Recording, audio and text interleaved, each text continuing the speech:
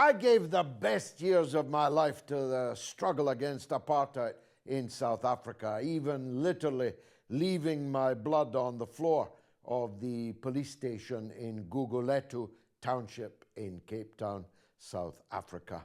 All of the best people in the world were on the side of those fighting against racism, white supremacism, apartheid. All of the worst governments in the world were on the side of apartheid, including, of course, the Israeli government, which was illegally collaborating with apartheid South Africa so that it too could have illegally acquired nuclear weapons. I saw her lips move, Margaret Thatcher call Nelson Mandela a common terrorist. I watched while the British and the American states did everything they could until they no longer could to prop up white supremacist rule in South Africa. Across the world, there was a great mass movement, and apartheid was eventually smashed between the hammer of the armed resistance of the South African masses and the anvil of international solidarity. After the liberation, we didn't have to wait long to see whether or not the African National Congress and its leader, Nelson Mandela, would repay the loyalty of those liberation movements and their supporters all over the world who had supported him and his struggle. He didn't let us down. Mandela, the ANC, and then the South African government itself did everything that they could to repay the solidarity which had been shown to them. They supported the just cause of the Palestinian people in every particular. And its highest point was surely the case brought by the government of South Africa at The Hague, charging the Israeli state with the crime of genocide. The power of the advocacy of the lawyers representing a free country called the Republic of South Africa will stay in the memory of all who witnessed it, all who loved South Africa, loved what they were doing for Palestine. South Africa is on the receiving end of a considerable pushback from those who continue to support apartheid, this time in Palestine rather than in South Africa.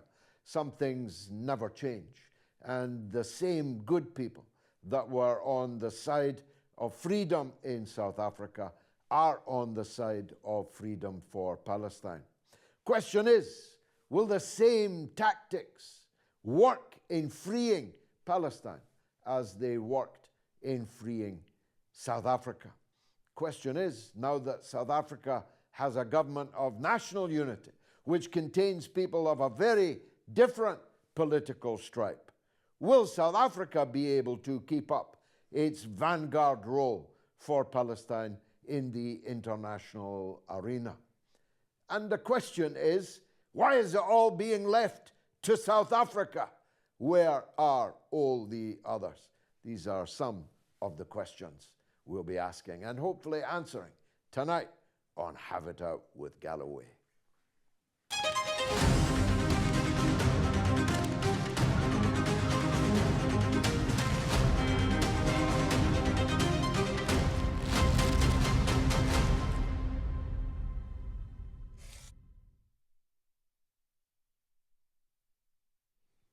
Muhammed Desai is the Executive Director of Africa4Palestine, Africa's largest Palestine solidarity group. He actively participates in global solidarity movements and serves in the SACP and the African National Congress, ANC. In 2014, Mail and Guardian named him as one of South Africa's top 200 young leaders. He's 10 years older now, but he's still a top leader. Muhammed, welcome to Have It Out with Galloway. I posed some questions there. the question of whether South Africa will be able to continue its leading role, its vanguard role, certainly in the global south, its vanguard role in supporting the Palestinian people? Or will the new parliamentary arithmetic in Pretoria change that? George, firstly, you were in this country in 2013, and I was at Wits University, a young student, and I think that you've left an incredible mark in this country for South Africans, and I think that we must never underestimate the kind of value that people like yourselves, but also, and coming to the point, people like the Palestinians who, long before it was fashionable, long before it was sexy, these were people that gave us arms, these were people that gave us financial resources, these were people that gave us diplomatic support in the international struggle against apartheid. And so when we stand, as you have quite correctly pointed out, when we stand with the Palestinians, when Mandela says that our freedom is incomplete without the freedom of the Palestinians, it's really a matter of us giving back this beautiful gift of international solidarity that you and others across the global spectrum had laid the foundation of. And it is so, on the one hand, us giving back, and on the other hand, continuously being motivated. Whether South Africa will actually continue as being one of the being as one of the leaders in the vanguard of the Palestinian solidarity movement, therefore then relies on the fact that people in Britain, people in Ireland, people across the globe continue their mobilizations, continue their protests on the streets, because you inspire us as much as what we may possibly be inspiring others in other countries. I think that you, better than most other people, would know about how today it is very hard to find people in Britain or even in South Africa that were once supporters of apartheid in this country. But it was an international movement that was led by committed and dedicated people that, no matter the slander, continued with their course for justice. And this is what we are seeing currently at the ICJ. Beautifully said, and I thank you for the personal comments that you made. I tried to do my bit because it was right. It was not personally profitable or even popular at the time, but it was right. And we have, of course, been vindicated. And the government of South Africa, which has not been an unalloyed success, many things that we hoped for in the new South Africa have not yet come to pass, but its outstanding work on Palestine is not one of those failures. It will remain a joy forever, the sheer beauty of your country's presentation at the ICJ. Of course, we must lament the fact that nothing came of it, at least not yet. The ICJ, the ICC, the United Nations, the Security Council, all of these are adornments on the so-called international order. Question is, Muhammad, do they mean anything? How do we make them mean something? I think that you've put your finger on the pulse. I think that one of the things that has come out of this genocide and of the pursuits of maintaining an international law, human rights agenda by activists on the ground is a stripping away of the facade of the West, led by Britain, led by the United States. And I'm sorry that you live in Britain, but these are countries that have tried to force down our throats, especially those of us on the African continent, the ideas of international law, or their ideas rather, of international law and human rights. And I think that what we are beginning to see is the global South coming together to insist that you in the global North are not the barometers of what it means to be human. In the face of a genocide, the Western powers and the Western countries have only but did one thing, and that is protect their own interests and protect the interests of their own gangster.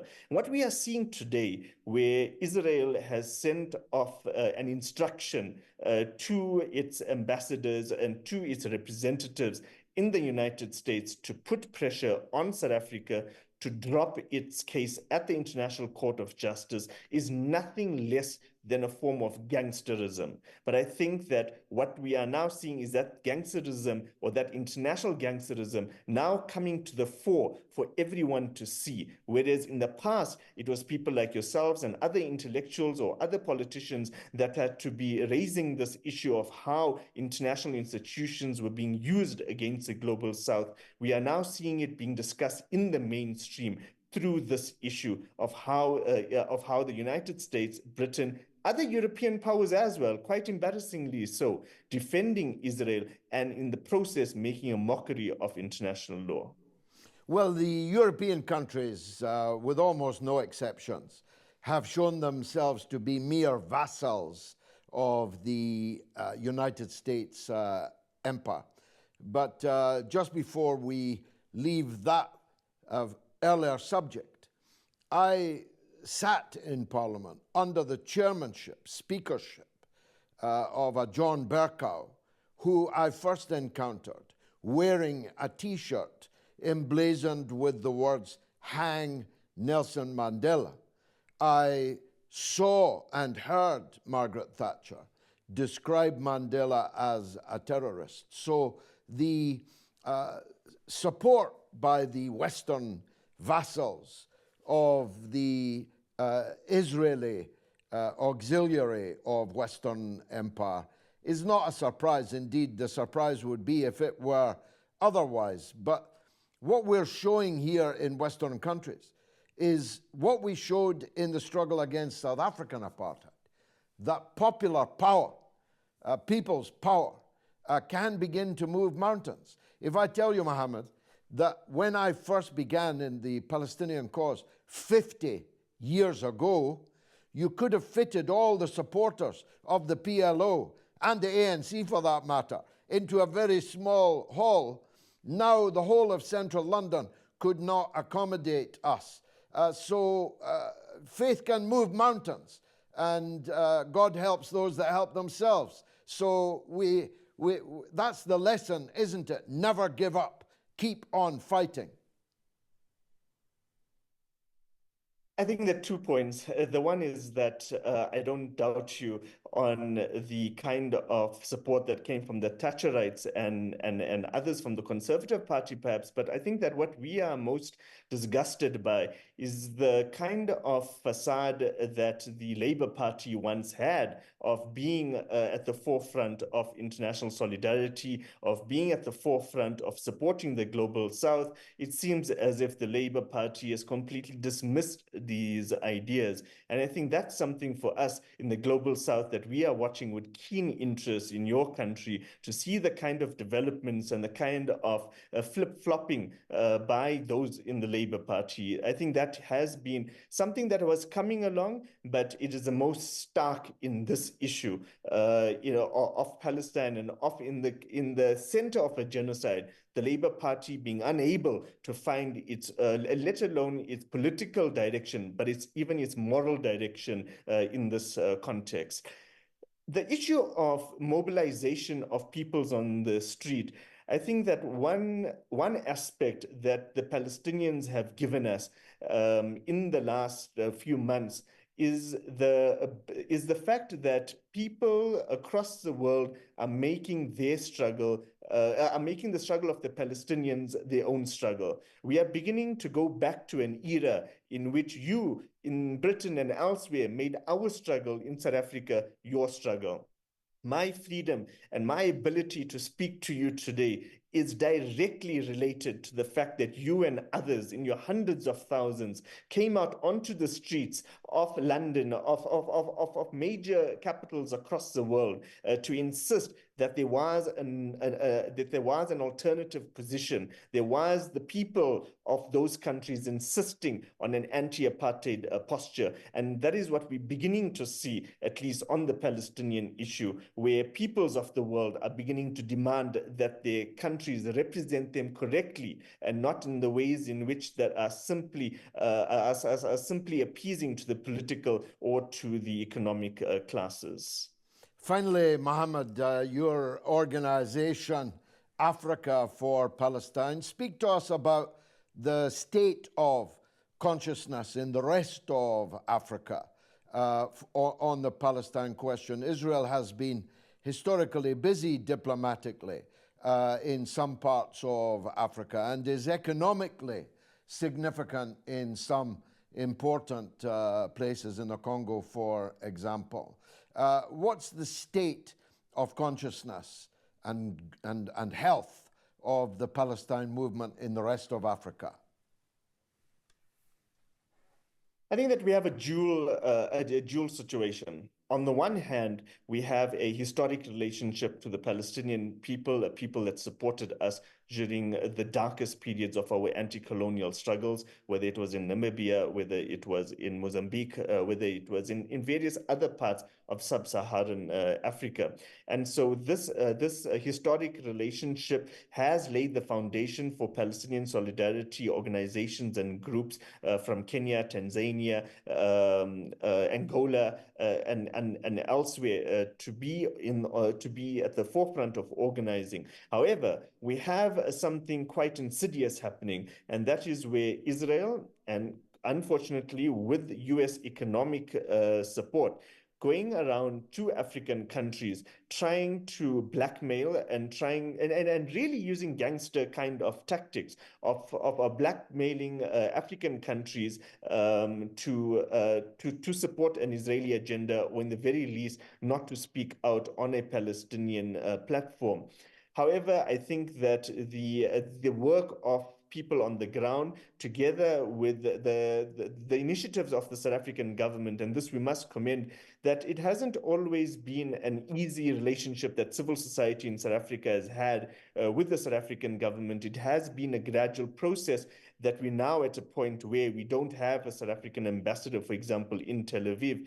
But all of this was as a result of mass conscientization. And if there's any one greatest priority that we as an organization have, it is that in addition to our lobbying of African governments, it is how do we build a mass movement, and how do we convert the word on the street into action by the state? Well, Muhammed Desai, the Mail and Guardian were right about you in 2014. I look forward to you carrying the struggle forward in many years. I feel somehow I passed a torch to you, and you're carrying it proudly and well. Thank you very much indeed for joining us. Thank you. Let's stay in South Africa with the televised audience. That's the unique feature of Have It Out with Galloway, that you get to appear on the show. Adil Engar is in Johannesburg, South Africa. Adil, what's on your mind? Afternoon, George and panel. Yeah, I think my question is, basically, does South Africa have, sufficient international support to hold the line and push through with the case? We've had a lot of countries from the global south supporting the case, but what would it actually take to break the back of Western hegemony, to actually get countries to start joining the case?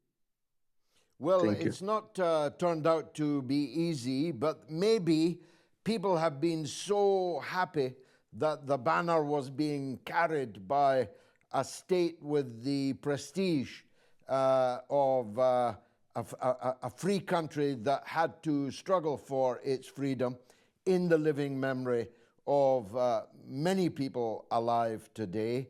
Maybe they were happy that South Africa carried that burden, but they have to, as your question implies, they have to be ready now to pick it up, not just because South Africa needs more support, not just because South Africa is facing a pushback, a backlash, but because the new South African government might not actually find agreement to play the leading role that it has been over the last period. The ANC have lost their parliamentary majority. They are now dependent on others. Those others might be less than willing to engender the backlash that the ANC government was prepared to. So there are many reasons why this is now necessary. Now, there are many, many countries. Chile, for example, has recently joined. Mexico has joined. There are many countries that can now, should, and will have to step forward and take this on. The Norwegian government would be a good case in point, having been associated with the Oslo agreements, which have failed. One could say that the government in Norway would be best placed to take this struggle on amongst the European countries. But everyone's going to have to put their shoulder to the wheel. It was always unfair to expect South Africa to do this by themselves, and all of us in all of our countries have to be pushing for our own governments to up their game on that subject. Thank you, Johannesburg. Welcome, Somerset in England, where Juliet Kudri is next on the line. Juliet, what's on your mind? Hello. Firstly, I'd just like to thank your team, George, for contacting me and inviting me onto your show. On behalf of myself and my family, you are an inspiration to us all, and we would love to see you being the next Prime Minister sooner rather than later. Thank you. My question to you is, since World War II, and particularly since the Suez Crisis of 1956, the UK has become a vassal state of America, and its foreign policy has reflected this. Is there any potential within the British establishment for UK's foreign policy to regain independence? And also, is there hope for institutions like the ICJ to become independent, or for the creation of a genuinely independent international court? Thank you. Well, a set of wonderful questions, and thank you for your kind words. And I wish blessings upon your whole family. The last question is the easiest to answer, so I'll take it first. The ICJ is beholden to the United Nations, which is beholden to the Security Council, which is subject to the veto of the malignant powers on the Security Council. So independence for the ICJ is not remotely possible at this time.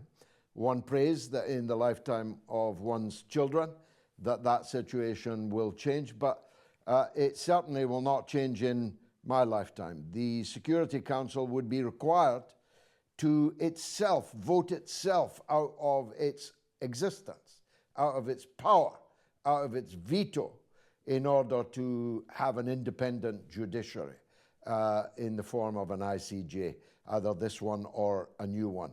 And that's not going to happen any more than the Security Council is going to vote away their own veto. So we're stuck with the current configuration in the international arena, which is why I advocate for an alternative United Nations altogether. It seems to me that the original sin is within the current UN system, and it will never be able to be exorcised. And therefore, I see and hope for the BRICS and the new order that is emerging around the BRICS, the SCO and so on, that they declare that they are a United Nations. Not the same name, we need to come up with another one, but that they will have an international juridical system. They will have their own currency. They will have their own method of bank clearance.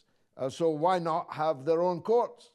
Why not have a BRICS court, which has jurisdiction in the countries that have joined it, and can also opine on things that happen elsewhere. In other words, I'm for giving up on the current international order.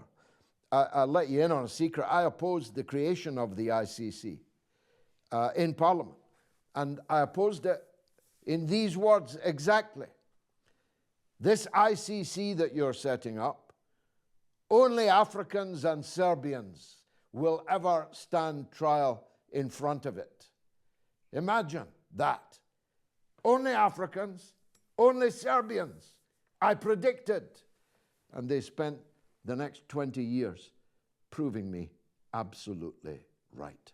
Let's go back to South Africa, Johannesburg again. Ali Komape. Ali, welcome. Thank you, Galloway, for having us on the show, for having me on the show. An interesting topic of discussion, of course. I think in South Africa it's interesting because it's been current affairs since the October incidents. So the Palestine question has been almost consistently in our news, in our social media, and so on. My question is, have we seen Israel doing what they're doing before now? They have approached the United States Congress to ask for it to pressure South Africa into dropping this ICJ case. It looks like some kind of soft espionage. Have we seen Israel doing this before? Where have they done it before? Have they succeeded? And then what can we do to stop it, to stop them from doing this? Well, they haven't done it before because they've never had to do it before. Nobody has had the courage to do what the government of South Africa did. Nobody has taken them before the ICJ. Nobody has charged them with genocide. And nobody has ensured that the case traveled so far, so successfully, such that Israel is now formally on trial for genocide. So they've never been in that situation before. They were always able to cut these things off at the pass before they ever reached this kind of level of juridical struggle. But they have many tools in their toolbox. They have many weapons in their armory.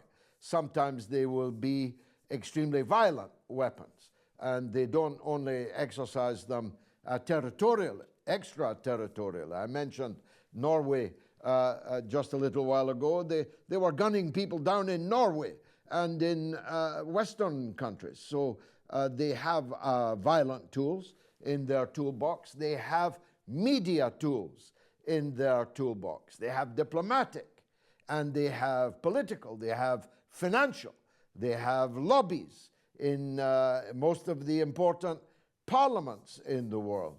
And they will reach for whichever tool seems most appropriate at the time. But now they are frantically looking for a combination of tools that will work. I personally believe that the genie is out of the bottle, will never be put back in. Israel will never experience a glad, confident morning again. Dr. Ali Aam is in London. Doctor, what have you got to say? Yeah, hello, good afternoon, Josh. Thank you very much. I too would like to thank your team and yourself for this invitation and opportunity. My question was in regards with the upcoming elections in America, but I'd like to link it with what South Africa has done. So the question initially was that, what in your opinions are the underlying factors for the support and popularity for Trump? And playing on into the populism, is that consistent with moral realism for all countries? And that was the question initially, but I'd like to connect it with South Africa, that South Africa obviously demonstrated something, not something that, falls in the category of moral realism, but rather standing up for human dignity, human rights, rights of people following the Declaration of Human Rights. Nobody has actually, as you had said, pointed out quite correctly, that no other countries, especially the Arab countries, have taken that approach on board. What would you say about the first question and connecting with South Africa's quite a different shift in political worldview? Well, I'm glad you brought up the Arab countries. I had quite forgotten there were any. I remember saying once when someone brought up the Arab League, the Arabs have a league? Who knew? Let's hope that the Arab countries and other Muslim countries, like Turkey, for example, will shoulder the burden, which is surely theirs, if we judge them on their rhetoric, on their proclamations on paper, then we must hope that that comes to pass practically. The issue of Trump is really quite a simple one for me. I never went to university, so I don't know quite what you mean by moral realism. That'll be a course I haven't yet taken. What I do know is this, that the vast number, clear majority of people in America know that the system doesn't work for them. They know, therefore, that they have to throw a spanner in the works, wreck those works, and find some new works that will have something in it for them. We had it here in Britain in the Brexit vote in 2016. The vast majority of the people believed that the elite that governed our country, whatever party was in power, were in it for themselves and certainly weren't in it for the mass of the people. So our equivalent of voting for Donald Trump was, in the same year, by the way, 2016, was to vote for Brexit. The Americans voted for Trump. They did so not necessarily believing that these votes in and of themselves would solve their problems, but that their problems could never be solved unless they voted for Brexit, unless they voted for Trump, to upset the apple cart, to throw a spanner in the works. And Trump plays brilliantly to that. He's vastly wealthy himself, perhaps not quite as vastly wealthy as he likes people to think he is, but he's clearly not a part of the political elite. He may be of the financial elite, but he's far too vulgar, ill-mannered, sexist, misogynistic, careless and reckless with his words to ever be allowed around the dinner tables of the American ruling elite on both coasts, east and west. They would never have someone like Trump at their dinner table. He might even pass wind at the table whilst passing the potatoes up the table. So he is other. He's an other. Just like Farage is an other. It doesn't mean they're going to deliver the goods.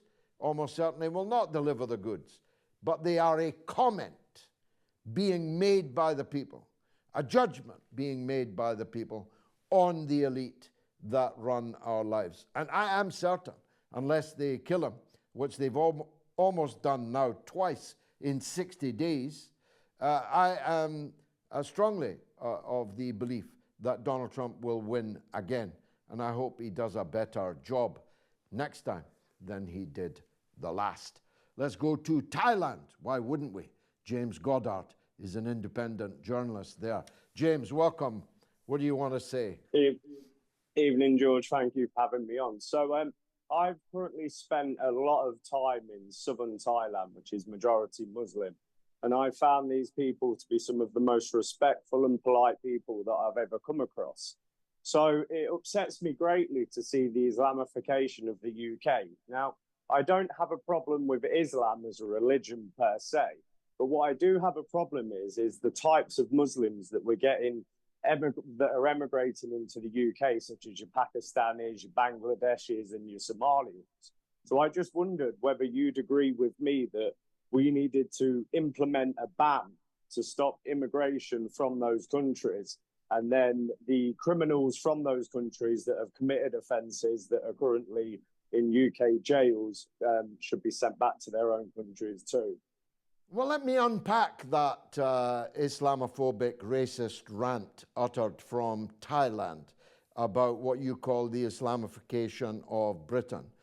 There are 2 million Muslims in Britain and 68 million non-Muslims. So first of all, tell me what this Islamification of Britain consists of. Describe it to me, if you will. Okay, well, the Islamification of Britain takes place when you've got thousands of mosques. And we've also got Muslims such as Dili Hussein, Muhammed Hijab, Ali Dawa, Ali Aam, and they gloat about how Islam is starting to dominate in the UK. So you can't deny that Muslims in the UK, and it's not just hold on, Muslims in hold the on. UK. I am denying it, but I'm giving you the chance to show me where, how the Islamification of Britain is going. Tell me how that project's going. Show me examples of Islamified Britain. Okay, so you've got London, for instance, you've got Birmingham, you've got Manchester, you've got Bradford. The white Brits are no longer a majority in those cities. So you can't deny that the Islamification of Britain is taking place. As I've said, I don't. I'm going to stop you. I'm going to stop you for a moment. I'm going to let you back in, because to hear this moronic ranting coming from a guy who lives in Thailand is quite quixotic for me. So I'm going to allow you back in, but I'm going to make a number of clarifications so that the audience is not misled. It is false to say that white people are in a minority in the cities that you described. The Muslims are not a majority in any British city, not in any British city. There are 2 million Muslims, 68 million non-Muslims. So as a matter of simple arithmetic, I'm still asking you to show me this Islamification. Over to you. Okay, so the Islamification of the UK, you've got parts of London, you've got parts of Birmingham, you've got parts of Manchester. Leicester, which is my home city, was the first city where white Brits became a minority. So the Islamification of the UK is taking place. Now, I'll give you an example, George. In Batley, there's a teacher that's currently still in hiding because he dared to show a picture to his class. That's the Islamification of the UK. The Islamification of the UK is when critics of Islam speak out, they're automatically branded Islamophobic or racist or the usual buzzwords. Yeah, and but it's everyone watching outrageous. everyone watching this knows that you are an Islamophobic bigot. They already know that you're a racist just because of the way, rocking from foot to foot and bobbing in front of the beautiful picture of Thailand where you live, that you are a racist. You are an Islamophobe. You invent phenomena that don't exist. Leicester does not have a majority of Muslims. No city or town in the whole of Britain has a majority of Muslims. And I say for the third time, that obviously is the case because there's only 2 million of them.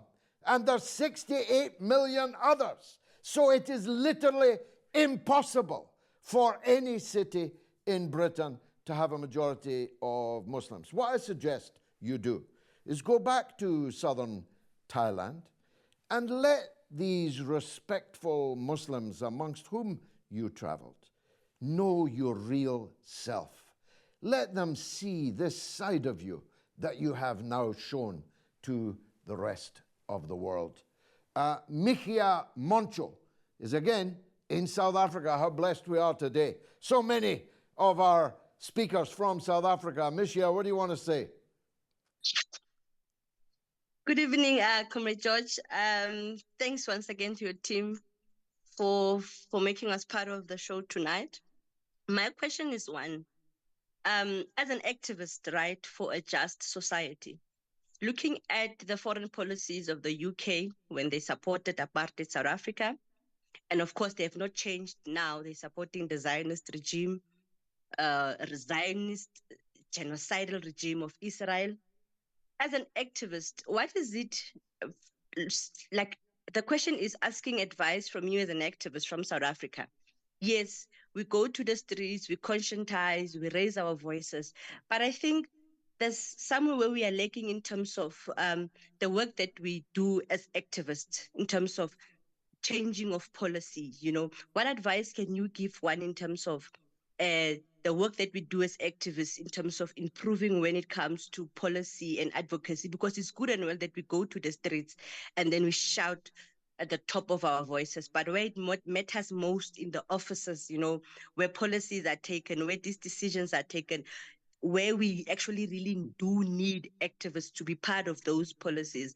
I think that's where we are lacking. And I think that is where the imperialists have gotten away with the fine print. Because if Israel is able to do this and is getting away with it, yes, they have all the money. They can drag the case along at the ICJ for many years, and we can go to the streets as much as we can. But in the fine print, in terms of policy and advocacy, what kind of advice would one give in terms of the activist in us in realizing a real, true, just society, not for us today, but for future generations as well? Well, I'm sorry you've stopped speaking because I was so enthralled by the beauty of your question. I never wanted it to end. The truth is you have won political ground in South Africa that almost nobody anywhere else in the country has won. So the limits on your struggle are in part that you've already won so much ground. My 7-year-old daughter, Orla, was at a birthday party last weekend, and the people who were holding the birthday party messaged us to say, we have a problem because we want to take all the children to McDonald's.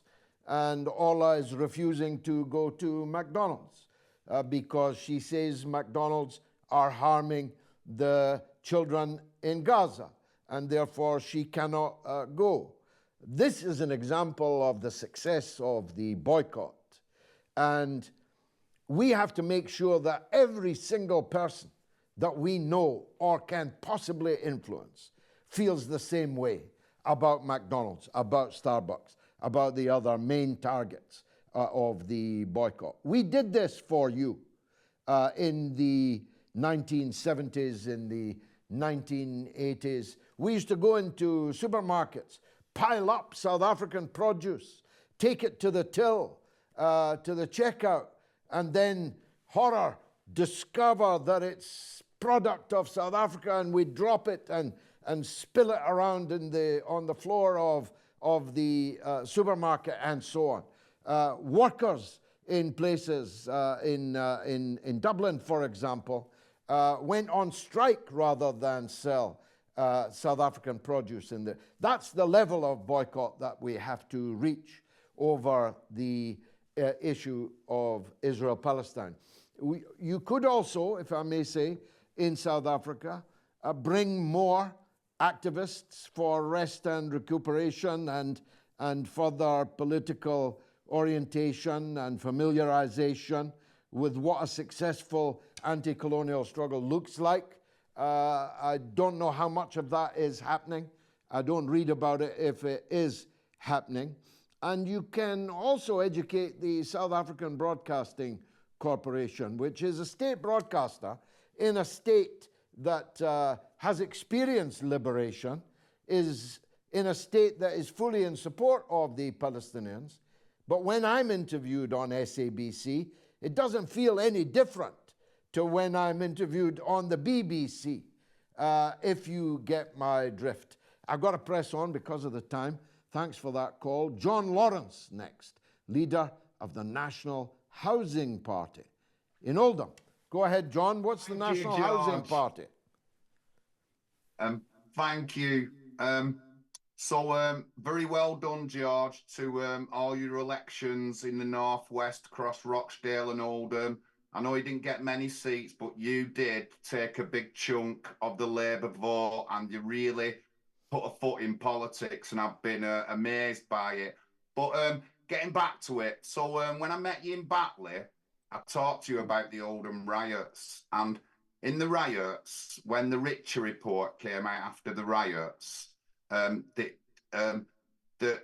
gist of it was the council didn't deal with issues between communities, racial issues or segregation. That's what the report said. Now, we fast forward over 20 years, we get the Batley school teacher, and a lot of the reports in that set the same thing again, that we're unwilling. Let me just read what one of them says.